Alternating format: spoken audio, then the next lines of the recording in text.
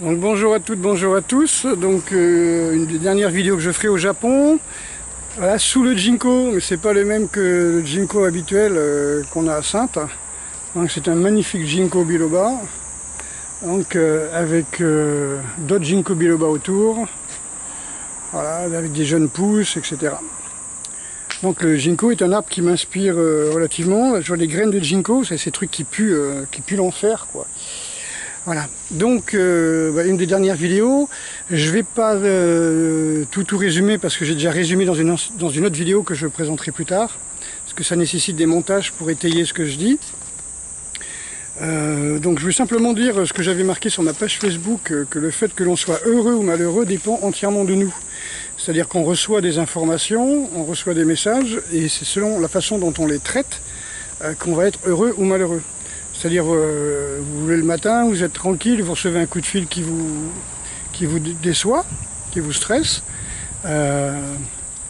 Donc pour vous, vous prenez ça pour une trahison. La trahison est une des peurs des enfants. C'est-à-dire quand vous avez 7 ans, quand vous sentez une trahison, vous avez 7 ans. Et vous comportez comme un gamin de 7 ans. Donc heureux ou malheureux, le choix nous appartient. C'est-à-dire on reçoit un message. Ce message, où il déclenche en nous des hormones ou pas. D'accord, c'est ce qu'on appelle la distance en art martial, c'est ce qu'on appelle la distance aussi en zen, ce qu'on appelle la patience, la persévérance, l'endurance, et ça, c'est de garder une distance envers les informations et la façon dont on les gère. Donc, on appelle aussi garder sa tête froide. Ça fait partie du principe Zanshin en art martial, c'est-à-dire on est comme une montagne et puis on ne peut pas être ému. Fudoshin, c'est la même chose. Fudo, c'est celui qui observe, mais c'est celui qui vit sans bouger. C'est-à-dire que il n'a pas d'émotion. Émotion, c'est ce qui nous fait bouger. Donc il reçoit les informations, il regarde, mais ça ne le bouge pas. D'accord, ça ne le met pas en émotion. Voilà, donc ça c'est ce que j'avais noté qu'il fallait absolument que je dise. Hein. Le choix nous appartient d'être heureux ou pas heureux. Comme je dis, la douleur fait partie de la vie. Mais la douleur n'est pas la souffrance. La douleur, on peut parfois ne pas éviter la douleur. Hein, c'est tout à fait possible de ne pas pouvoir éviter la douleur. Ah, je suis contre le jour, voilà. Mais par contre, la souffrance, on peut l'éviter. Comme je vous ai dit, en gardant une certaine distance avec les informations et la façon dont on traite l'information. Vous savez que l'avenir est à l'information. Hein, on est dans une guerre de l'information. Il y a une tempête qui arrive.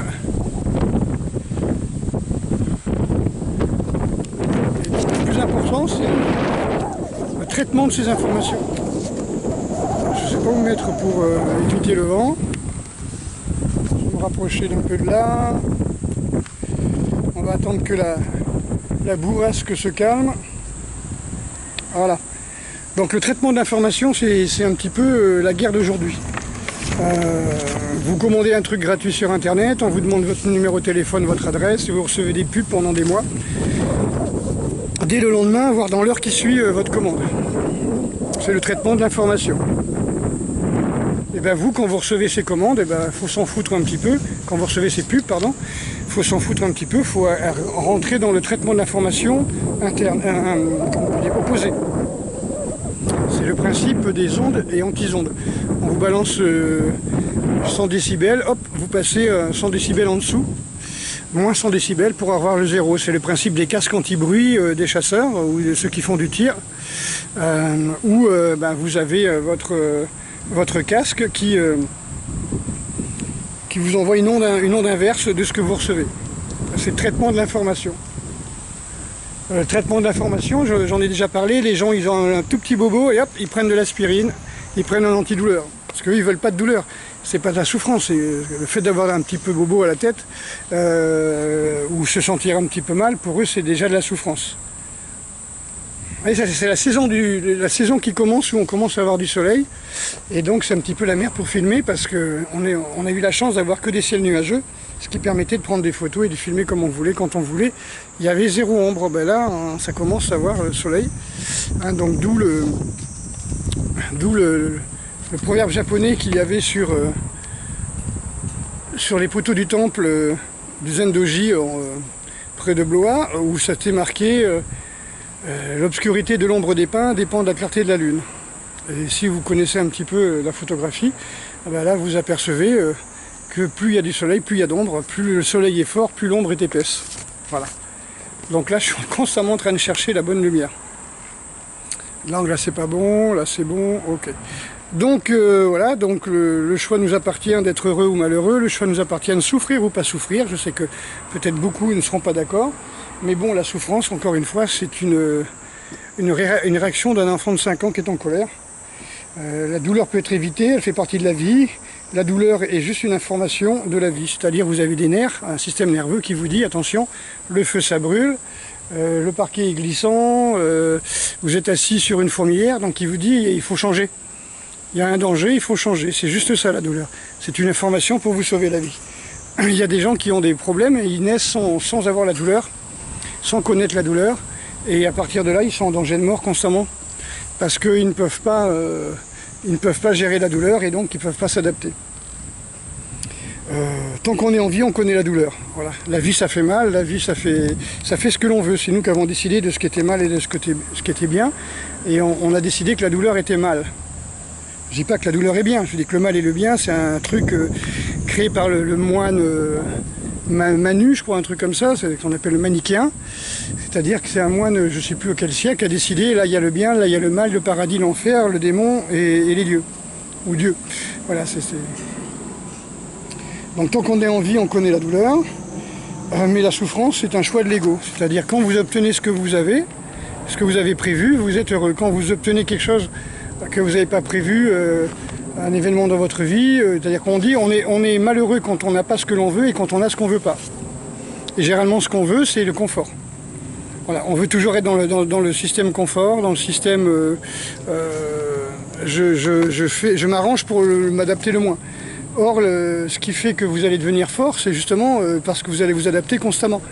Plus vous avez le choix de vous adapter, je regarde où est mon ombre, voilà. Plus vous avez le choix de vous adapter constamment, plus vous allez devenir fort. Comme là je vais rentrer en France bientôt et je vais reprendre les cours de langue, russe et japonais, parce que je ne veux pas sortir de ce côté adaptation constante que j'ai quand je suis au Japon. Parce que pendant ce temps-là, ça me tient en éveil, ça connecte des milliards de neurones à chaque fois et j'ai pas envie de sortir de là parce que sans ça je vais devenir un fragile, voilà, qui prend ses bains chauds, qui prend de l'aspirine dès qu'il a bobo, qui regarde des films sur Netflix et compagnie, quoi, au lieu de vivre sa vie, quoi. Qu'est-ce que tu as fait dans ta vie? Oh, j'ai regardé des films. Waouh, c'est bien ça. J'ai passé ma vie à regarder des films. Mais heureusement qu'il y a des films d'action, sinon les dojos, les mauvais dojos seraient vides. Comme je disais, hein, les gens qui croient que les forces spéciales ils font du Krav Maga depuis qu'on a remplacé le service militaire par les jeux vidéo et les cinémas d'action, quoi.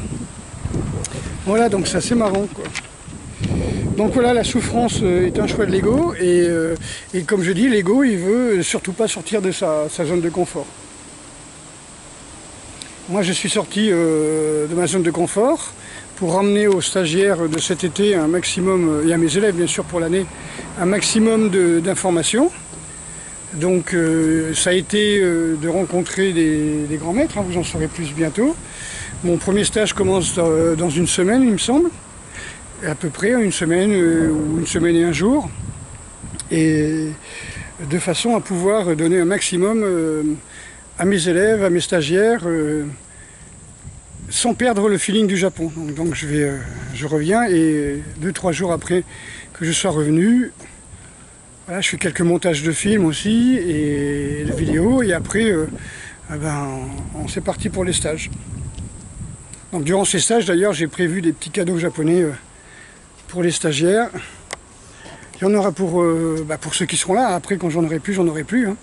Mais voilà, donc on va être obligé d'acheter une nouvelle valise pour mettre les cadeaux. Voilà, donc c'était juste pour vous dire voilà ça, donc je continue à me perfectionner, à me sortir de ma zone de confort pour justement aller encore plus loin, ressentir encore plus les techniques, comprendre encore plus la mystification des arts martiaux et croyez-moi, je ne suis pas obsédé par par telle ou telle pratique. Hein. Je veux dire, j'ai vu un discours de fédérés, de fédéraux, si je puis dire, encore hier sur Internet, où les gens se plaignent en disant oui, notre art ne sera pas considéré comme un sport olympique, alors que vous avez pris le hip-hop. Alors qu'on est temps de licencier. Parce qu'en fin de compte, voilà, on tombe dans une espèce de business où les gens sont persuadés que parce qu'ils ont beaucoup de monde dans leur fédé, que ce qu'ils font c'est bien.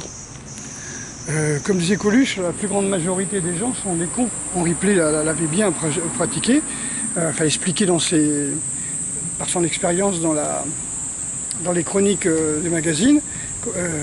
En fin de compte, la grande majorité des gens sont des tarés, quoi. La grande majorité des gens en France sont des beuillots. C'est pour ça qu'on élit des beuillots, quoi. Donc le principe, quand vous allez vous faire élire, c'est d'arriver à convaincre les beuillots. Parce que vous avez 5% ou 2% de très très intelligents, vous avez 5% qui sont dans les asiles psychiatriques, donc il reste 90%. Sur ce 90%, vous avez peut-être 15% à peu près valables, hein, mais tout le reste, c'est vraiment des Pékins moyens qui passent leur temps à faire des crédits, à regarder la télévision, voilà, à bouffer de l'alimentation de supermarché. Donc forcément, ces gens-là, ils sont manipulables à souhait. On fait tout pour qu'ils deviennent, pour pas qu'ils puissent s'éveiller. Hein. Je regardais un petit peu l'histoire de la chrétienté encore hier.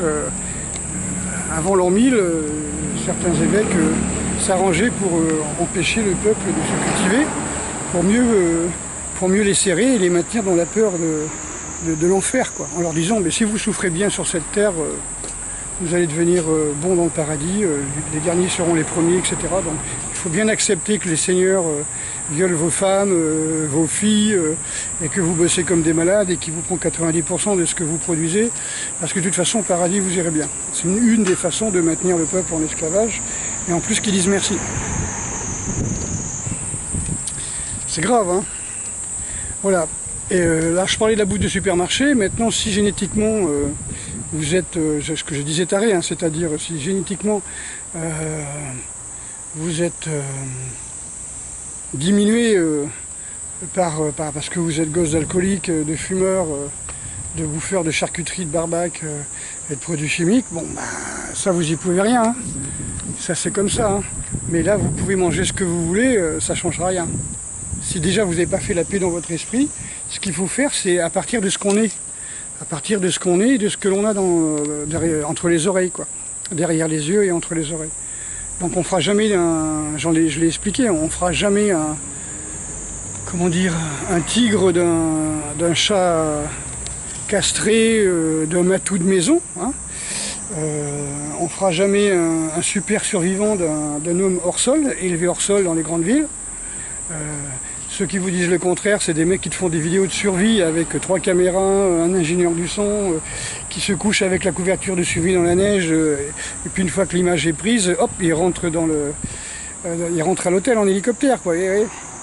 Donc c'est du Koh-Lanta pour tout le monde, là. Voilà, donc je veux rien trahir, hein, mais quelque part, voilà. Donc on fait à partir de ce que l'on a. C'est pas un reproche, c'est pas un jugement. Il faut prendre conscience que l'on fait à partir de ce que l'on a. Vous avez bu, vous avez fumé des joints, il faut faire à partir de ce que l'on a. Ne soyez pas une seconde dans l'illusion que vous allez dire stop, et puis après le lendemain vous allez vous réveiller, tout va bien. Ça n'existe pas. Vous avez des stocks de déchets dans les cheveux, sous la graisse, de drogue que vous avez stocké, de poison, vous avez bousillé vos neurones.